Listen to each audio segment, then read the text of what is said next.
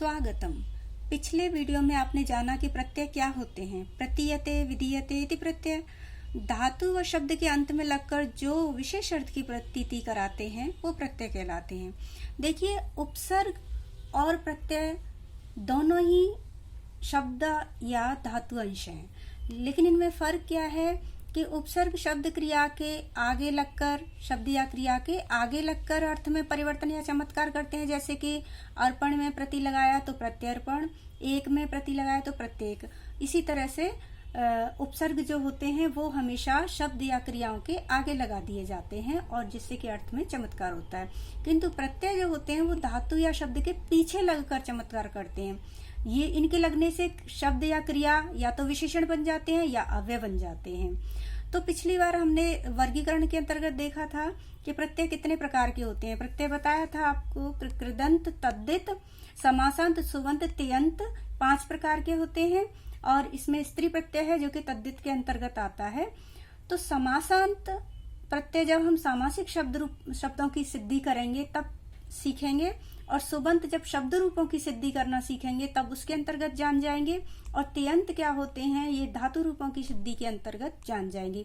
तो अभी हम केवल ये 3 प्रत्यय पढ़ेंगे, कृदंत, तद्धित और स्त्री प्रत्यय। कृदंत सबसे पहले लिया है कृदंत। तो कृदंत को कृदंत कहने का 2 कारण हैं। एक तो ये कि ये क्रि आदि क्रियाओं के पीछे लगते हैं, इसलिए इनको कृदंत कहते हैं। दूसरी बात ये है कि कृत, कृत्य, कृदंत के अंतर्गत जो प्रत्यय आते हैं उसमें पहला है कृत, कृत्य, तव्य, अनियर, कृत्वा, ल्यप, इस तरह से और भी अनेक प्रत्यय हैं जो कि धातुओं के पीछे लगते हैं, क्रिया आदि धातुओं के पीछे, इसलिए उनको वो कृदंत के ही अंतर्गत आते हैं। तो क्योंकि इन प्रत्ययों का पहला ही प्रत्यय जो है कृदंत का वो है कृत, इसलिए उसको नाम ही कृत दे दिया गया। कृत है अंत में जिनके। तो आइए अब हम सबसे पहले कृदंत प्रत्यय को ही पढ़ते हैं। कृदंत प्रत्यय का प्रयोग कर्म और भाववाच्य में होता है, या ये कह सकते हैं कि जब कर्म वाच्य के अंतर्गत आपने पढ़ा ही होगा, कर्तृवाच्य, कर्मवाच्य, भाववाच्य 3 प्रकार के वाक्य होते हैं।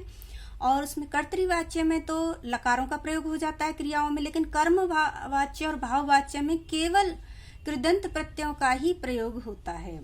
तो कृदंत प्रत्यय की परिभाषा इतनी सी है कि धातुअन्ते प्रयुक्ते ये ते कृदंते इति कथ्यन्ते, जो कि धातुओं के अंत में प्रयुक्त किए जाते हैं उनको हम कृदंत कहते हैं। और फिर होता यह है कि उन शब्दों के रूप जब कृत प्रत्यय लग जाते हैं धातुओं के पीछे तो वो शब्द बन जाती हैं, और शब्दों को हम पुरुषों में नहीं चलाते क्रियाओं की तरह, वो चलते हैं विभक्तियों में। तो शब्दों के रूप तीनों वचनों में कृदंत अर्थात कृत प्रत्यय युक्त शब्दों के रूप तीनों वचन, तीनों लिंग और 7 विभक्तियों में चलते हैं। कुछ कृदंत प्रत्यय ऐसे भी हैं जैसे कृत्वा, ल्यप, अनियर आदि, जिनसे बने शब्द अव्यय होते हैं, अर्थात जिनके रूप नहीं चलते। किसी भी पुरुष लिंग वचन में वो ऐसे के ऐसे ही प्रयोग कर लिए जाते हैं। व्याकरण की पुस्तकों में, स्कूल कॉलेजों में अक्सर ये होता है कि एक कृदंत उठाया और उसको सीधा पढ़ाना शुरू कर देते हैं, लेकिन अगर किसी भी टॉपिक को अगर हम वर्गीकृत करके सीखते हैं तो हम उसे कभी भी भूल नहीं पाते और कोई डाउट, कोई संदेह भी नहीं रहता। तो यहाँ पर मैंने कृदंत प्रत्ययों का वर्गीकरण किया है 5 भागों में। पहला है कालिक प्रत्यय। कालिक अर्थात काल यानी कि समय संबंधी प्रत्यय। ये वो प्रत्यय हैं जो समय संबंधी क्रियाओं के लिए प्रयुक्त होते हैं। तो इसका पहला प्रत्यय जो है इसका नाम है कृत प्रत्यय। कृत का तात्पर्य होता है समय संबंधी। कृत प्रत्यय के अंतर्गत जितने भी प्रत्यय आ रहे हैं वो सभी समय संबंधी होंगे, इसलिए ही कृत प्रत्यय को हम कालिक प्रत्यय भी कह रहे हैं। तो कालिक प्रत्यय के अंतर्गत या कृत प्रत्यय के अंतर्गत जो कि पहला ही है, इसीलिए कृदंत कहा जाता है इनको, अंतर्गत जो प्रत्यय आते हैं वो प्रत्यय हैं, अलग अलग कालों में उनको विभाजित कर लीजिए। काल यानी कि समय, वर्तमान काल, वर्तमान काल के 2 प्रत्यय हैं, क्षत्रि एवं शानच। भूतकालिक 2 प्रत्यय हैं, कतः एवं कतवतु। भविष्यकालिक भी 2 प्रत्यय हैं, स्यत्रि एवं स्यमान। अब इनका अब आप सोच रहे होंगे कि वर्तमान काल के दो प्रत्यय क्यों है वर्तमान काल में प्रयुक्त होने के लिए? तो ये इसलिए है कि क्षत्रि का प्रयोग जो होता है वो परस्मैपदी धातुओं के साथ होगा और शानच का प्रयोग जो होगा वो आत्मनेपदी में होगा। इसी तरह से भूतकालिक प्रत्ययों का भी कतः का परस्मैपदी क्तवतु आत्मनेपदी, परस्मैपदी आत्मनेपदी। तो जो उभयपदी धातुएं हैं उनमें आप किसी का भी प्रयोग कर सकते हैं, दोनों में से एक का। दूसरा है कृत्य प्रत्यय। कृत्य प्रत्यय के अंतर्गत जो प्रत्यय आते हैं वो चाहिए या फिर योग्य अर्थ को दर्शाने के लिए प्रयुक्त होते हैं। अच्छा, इनसे बने हुए जो शब्द होंगे कृत्य प्रत्यय से बने हुए वो अव्यय ही होंगे। जैसे तव्यत, इसका कि तव्य शेष रहेगा, जैसे आपने सुना होगा पठितव्य, गंतव्य। इसी तरह से दूसरा है तव्य और इसका भी तव्य शेष रहेगा। अनियर, इसका अनीय शेष रहेगा। यत, इसका य शेष रहेगा। ण्यत, इसका य शेष रहेगा। अब देखिए तव्यत का भी तव्य, तव्य का भी तव्य शेष रहेगा। तो फिर दो अलग अलग का प्रयोजन क्या है? वो प्रयोजन ये है कि कुछ इस तरह के शब्द होते हैं, कुछ इस तरह की धातुएं या कुछ इस तरह के वाक्य होते हैं, उनके अनुसार एक कुछ नियम लगते हैं जिनमें कि तव्यत या तव्य ही प्रयोग होगा या फिर यत ही प्रयोग होगा या ण्यत ही प्रयोग होगा, जबकि ये सभी एक ही अर्थ को देंगे। लेकिन फिर भी धातुओं के एक नियम के सूत्रानुसार हमें कौन सा कहाँ पर लगाना है ये देखना होगा। अगला तीसरा है पूर्वकालिक एवं उत्तरकालिक कृत प्रत्यय। पूर्वकालिक पहले हुई क्रिया के लिए और बाद में होने वाली क्रिया के लिए जो प्रयुक्त होंगे वो कौन कौन से प्रत्यय होंगे जो कि कृत प्रत्यय के अंतर्गत आते हैं। पूर्वकालिक यानी कि करके, दो क्रिया हो रही है वाक्य में, एक क्रिया को करके दूसरी क्रिया, या फिर किसी क्रिया को करने के लिए, अर्थात तो वो बाद में होगी, के लिए वो कर, जैसे कहें कि वह दूध दोहने के लिए जा रहा है, तो जा रहा है क्रिया अभी हो रही है, ये उत्तरकालिक क्रिया है, ये बाद में होने वाली है और दूध बाद में दोया जाएगा।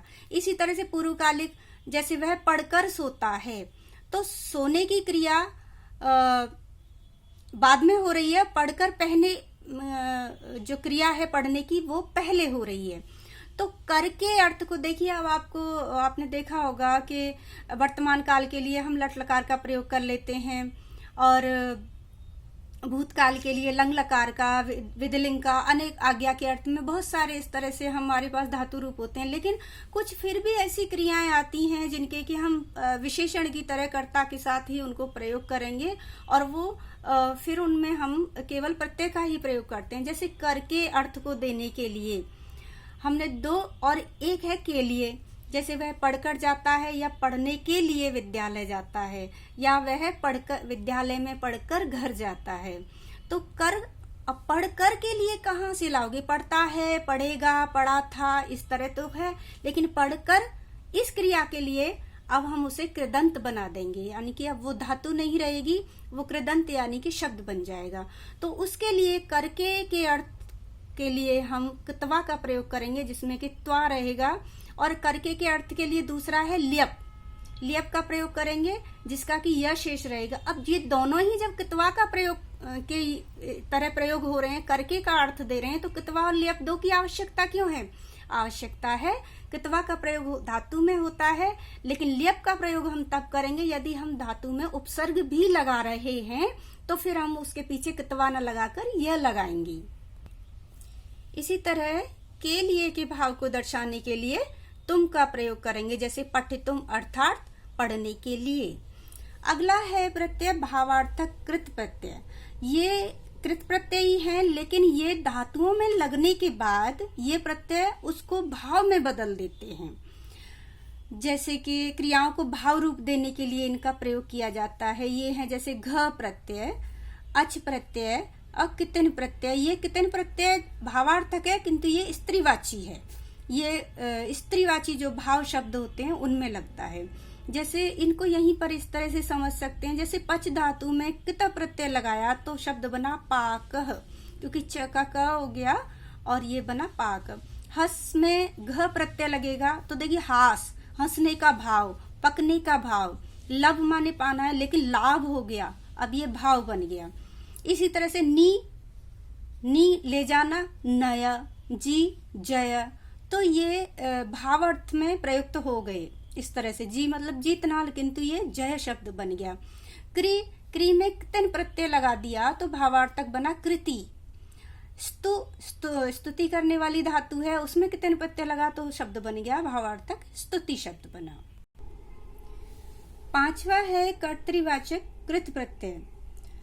ये कर्तृवाचक कहा है इनको, मतलब धातुओं में वो प्रत्यय जो धातुओं में लगने के बाद कर्ता के वाचक हो जाएंगे, कर्ता के स्थान पर उनका प्रयोग किया जाएगा, तो या कहें कि वो कर्ता ही होंगे, तो ये कर्ता के विशेषण स्वरूप प्रयुक्त होते हैं। तो इनसे जो इन प्रत्ययों से णुल है, त्रिच है, वो है, युच है या शाकन, आलुच, ये जो प्रत्यय हैं ये कर्ता के इनसे जो शब्द बनेंगे धातुओं में लगकर वो कर्ता के विशेषण की भांति प्रयुक्त होंगे और उनका वचन लिंग वही होगा जो कर्ता का होगा।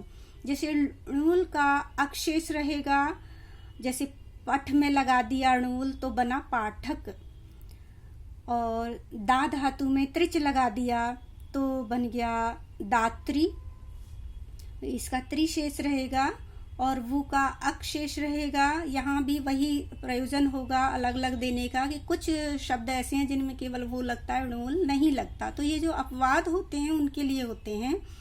युच में अन का प्रयोग होगा, शाकन का आक्षेष रहेगा, आलुच का आलुशेष रहेगा। अब हम सीखेंगे कि किस प्रकार कृदंत प्रत्ययों का प्रयोग होता है, किस प्रत्यय का क्या शेष रहेगा और क्या शब्द बनेगा, उस शब्द के रूप कैसे चलेंगे और फिर कैसे उन कृदंत शब्दों का वाक्य में प्रयोग होगा। क्रमशः समझने के लिए जुड़े रहिए, लाइक कीजिए, सब्सक्राइब कीजिए, शेयर कीजिए। धन्यवाद।